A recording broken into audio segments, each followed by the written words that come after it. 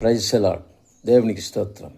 దేవుని మాటలో జీవపు ఓటలు. ఈరోజు దేవుని మాట సామెతలు రాసిన గ్రంథం 11వ అధ్యాయం 14వ వాక్యం. సహోదరి సహోదరులారా, నాయకులు లేని జనులు చెడిపోదురు, ఆలోచనకర్తలు అనేకులునుట రక్షణకరం.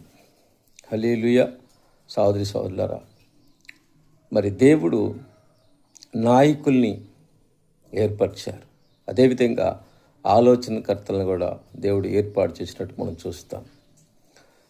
నాయకులు లేని, నడిపించే నాయకులు లేని ఇశ్రాయేలు ప్రజలు వారి జీవితంలో, వారి మార్గంలో తప్పిపోయినప్పుడు వారు బానిసత్వానికి అప్పగించబడ్డారు. మొరపెట్టినప్పుడు మరలా తిరిగి దేవుడు మోషే నాయకుడిని పంపించి వారిని చెరలో నుండి, బానిసత్వ బ్రతుకుల నుంచి బయటికి తీసుకొచ్చినట్టు నడిపిస్తాం. దేవునికి స్తోత్రం. అదేవిధంగా మోషే గారి యొక్క మామగారు కూడా నడిపించిన అపారమైన జనాన్ని ఎలా వాళ్ళని నడిపించాలో ఆయనకి ఆలోచన చెప్పినట్టుగా మనం చూస్తాం. ఇత్రో గారు. దేవునికి స్తోత్రం.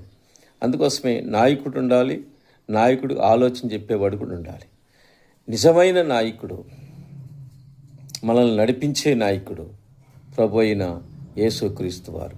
సహోదరి సహోదరులారా, 1 పేతురు 2:9 ప్రకారం చీకటిలో మనల్ని ఆశ్చర్యకరమైన వెలుగులో నడిపిస్తున్న దేవుడు. యోహాను రాసిన సువార్త 1:9 ప్రకారం ఆయన లోకంలోకి వచ్చి ప్రతి వాడిని వెలిగిస్తూ ఉన్నాడు. అంటే ఆలోచన ఇచ్చి ముందుకు నడిపిస్తూ ఉన్నాడు. దేవునికి స్తోత్రం.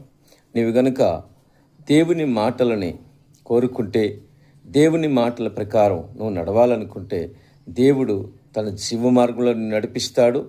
నీకు చక్కటి ఆలోచన ఇచ్చి నీ జీవితాన్ని దీవెనకరంగా చేస్తాడు. ఇట్టి కృప దేవుడు నీకు దయచేయును గాక. ఆమేన్.